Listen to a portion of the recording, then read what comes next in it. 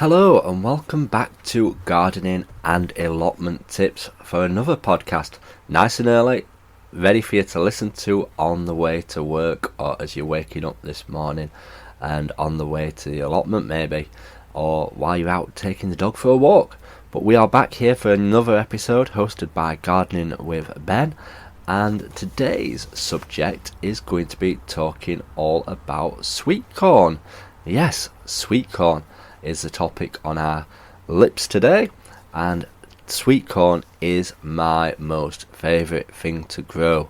If you could grow anything, it would have to be sweet corn. If you've never tried growing sweet corn before, it is one thing that you do need to try. And why do you need to try this, should I ask? Is because if you have never tasted a homegrown sweet corn on the cob, you have missed out. The taste is phenomenal, and the thing about sweet corn, growing sweet corn, is that you've got to eat it within a couple of hours of picking it at least, or even less if possible. The reason for this being is that when you pick the sweet corn, it starts losing its flavour straight away. The quicker you eat it, the better, and the tastier it will be, trust me. Yes, you may get a few earwigs hiding around inside the leaves, but if you strip all the leaves off first down at the allotment, there will be no earwigs coming home with you. Hence the reason why they're called ears, for sweet corn ears. So yes, obviously we are talking about sweet corn today, and sweet corn is very easy to grow. You may think it's difficult, but it's not. It's absolutely easy to do. So how do you grow sweet corn from seed? And if you're buying sweet corn seeds, what you need to do is I would recommend going for an F1 variety, which means that it's been germinated and recognised as a fantastic crop, and I always grow them. And when you open up the seed packet, guess what the sweet corn seeds are? They are actually the sweet corn that you eat. Yes, that is the seed, and the little corns what are dried out what become the sweet corn. So you could even get some sweet corn from the supermarket and dry it out and let it become seeds. I think I've never tried it. I wouldn't have think of trying it, so maybe I need to give that a try. And it might be a lot cheaper and you get more in a tin. But yeah, we'll have to have a go at that. It might be something worth videoing and documenting to give it a try. That's put an idea in my head now. I shouldn't have said that. But yeah, obviously, right, let's get back to the topic. So you get your sweet corn in your packet, and what you need to do is plant all your sweet corn in individual cells or in a seed tray. Kids can get involved in planting sweet corn because it's a nice big seed. You can get hold of it and you can plant them all out individually and spaced out, which makes it ideal for kids planting out, because sometimes the seeds are too small and they're too small to handle, and the kids might just chuck them all in, whereas the sweet corn, you can actually see them and you can actually place them where they need to be. So they're easy to plant up, and once they start growing, what you need to do is let them get to a good size. You don't need to transplant them into other seed trays or plant pots to grow on. Just let them grow to a decent size, and then when the chance of frost has come, that is the time to plant them out. Now the main thing is planting out, which is the difficult bit.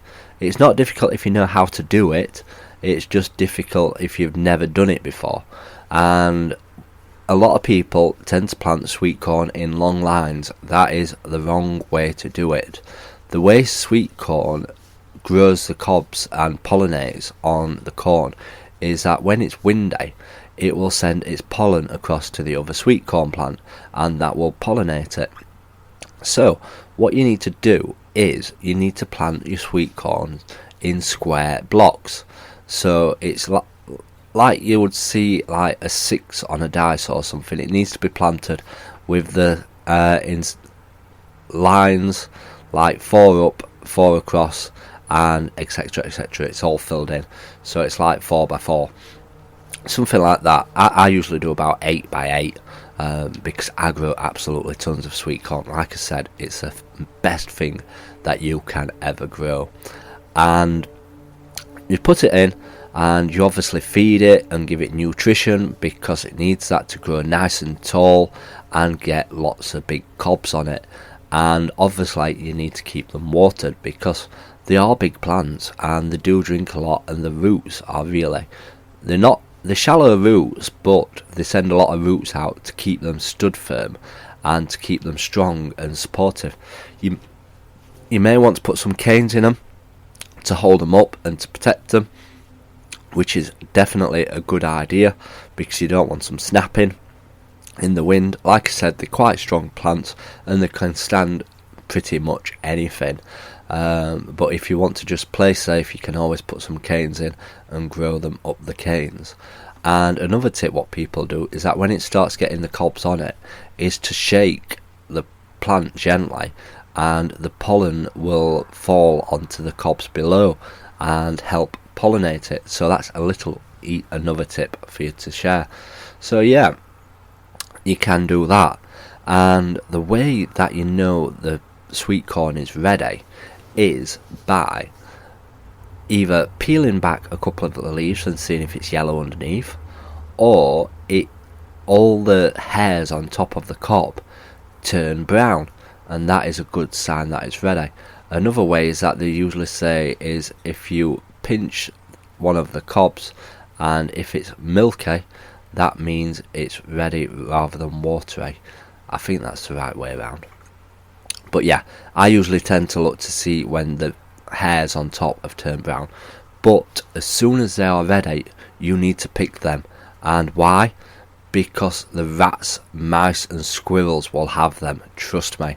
I have thought one day, I'll pick them tomorrow. Next day, every cob had disappeared. Yes, and I mean that. Every cob had disappeared. Now, I noticed last year quite a few people were having the cobs pinched off the plants, and I caught the thief in action, and it was actually a squirrel.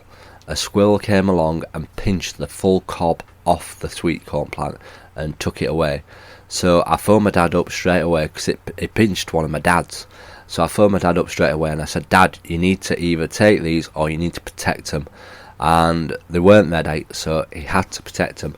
And the way he protected them was, my dad saves up all his old water bottles from like juice and stuff like that.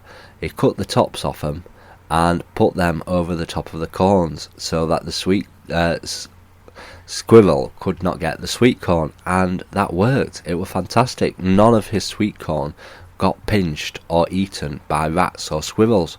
So if you have an issue with rats pinching squirrels and stuff like that, protect them with plastic bottles, recycle them, use them on your allotment and look after them. So they are absolutely delicious to grow, and if you have never tried growing them before, go out and get a packet of sweet corn and give it a try, and wow, you will notice the difference and you will thank me later. Honestly, it's the nicest thing that you can grow, and you'll just be eating them for your tea. They're absolutely juicy and delicious. It's making me want one now. I'm recording this.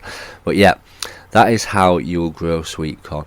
Just remember to keep them hoed, obviously, for the weeds around them. But be careful you don't get too close to the plant because, like I say, it sends out a lot of roots and you don't want to disturb the roots.